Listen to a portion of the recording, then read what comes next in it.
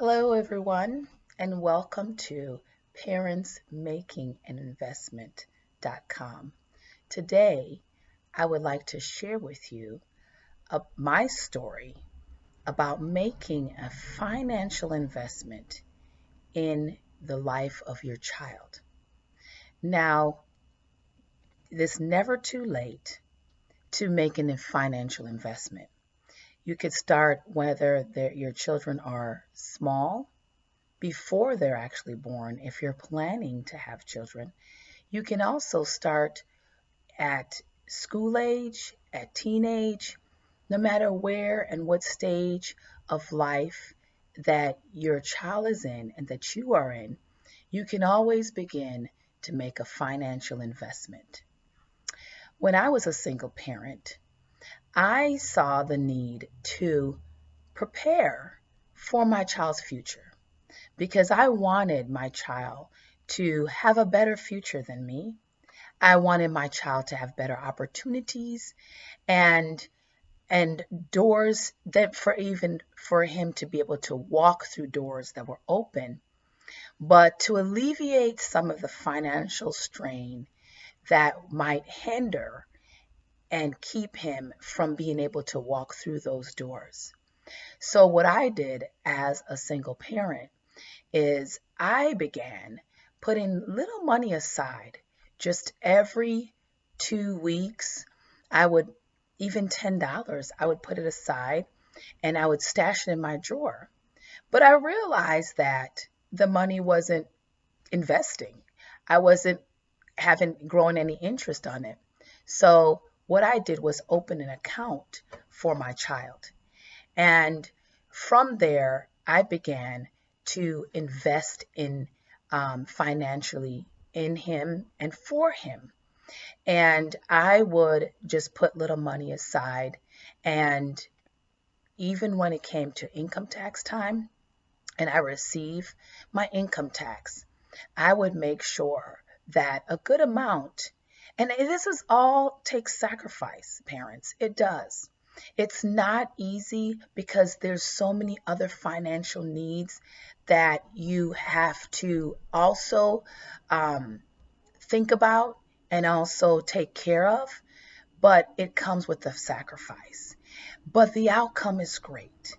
When you see in the end that your children are able to, and you can help them to have choices of going to college and even having, even if it's not to be able to pay for the entire college fee or even their 4 years of college, but even just to be able to buy books and to have give them some money or help them in some financial way. It's a good feeling at the end of the day as a parent, knowing that you prepared, knowing that you invested in your child from early. And and even from any stage at that. And so this is why I'm sharing this story with you, because that's what I did. And I saw the benefit to doing that when my child was young. And no, I didn't really start when he was an infant, but I did start early at like preschool age. And I had my car payment to pay. I had household bills to pay. And even though I was living with my parents at the time, I still financially helped them in whatever way I could. But I just, because of the desire that I had to invest in my child's future financially, doors open because of the desire that I had in my heart to better, let my child have a better life and to find a way to prepare financially for my child's future. So doors open in the sense that when the income came, I put it in the bank, and this way, keeping it in the drawer, after a while, yes, your money is safe, but it's not, your money is not growing any interest. And so then therefore, the time is changing. The cost of living goes up. And I started realizing that by sitting with when I sat with a financial advisor, and he shared that with me. Totally explained to me, and I was thankful of this, and helped me to understand how times will change and your money, the cost of living goes up. And if you have your money sitting at home in a drawer and you're not growing interest on it, then your money is not moving and growing as the times and as the cost of living changes. And so you want that to happen. So therefore, your money is growing interest on it. And so this is why I felt the need that I needed not to just have my money saved in a drawer for my child, but to put it in a bank account. And so I can grow interest on it. And that's why opening a bank account for your child, no matter what age they're at, what stage your child is important. They get birthdays. Take advantage of birthdays and holidays.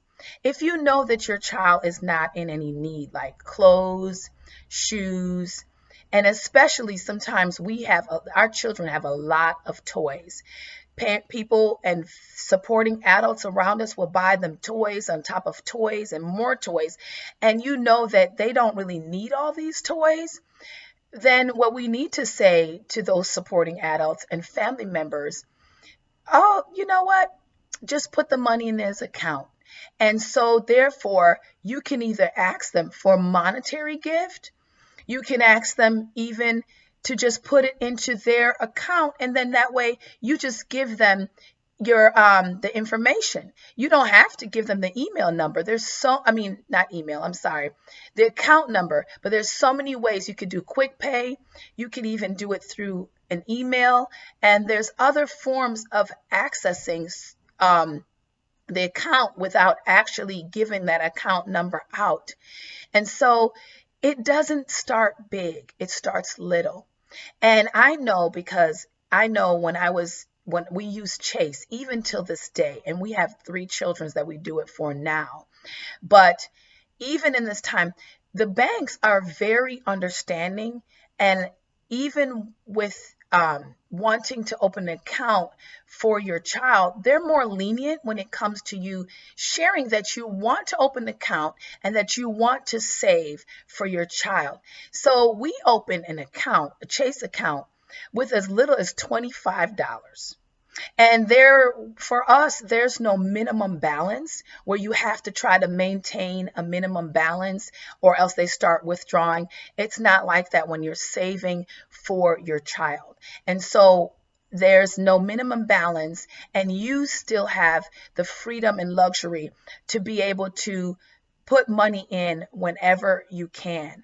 And so take advantage of those birthdays and those holidays where people and supporting adults are investing also financially into your child, because that's really what they're doing. And you want that. You want other supporting adults to see that they're making an investment.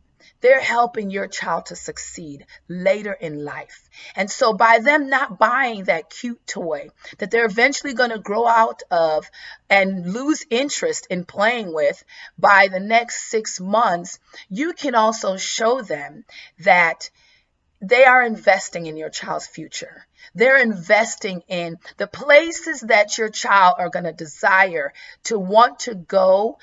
And when they're older, when they become adults or a teenager and they're going off to school. And so you want to be able to express that to them, express that to these supporting adults. And so show them where your heart is by just communicating that so they can see that they're helping because they want to be of help. But show them that the help that you want is to be able to financially invest in your child and to also plan for your child's future. I know sometimes it's hard because you see, we live in the here and now. And so we want sometimes to capitalize on the here and now.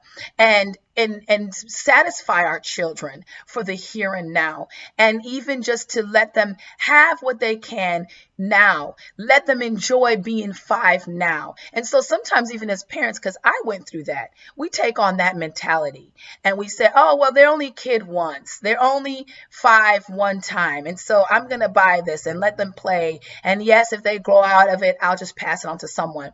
That attitude, yes, I agree to some extent, because I say it myself that they're only a child once.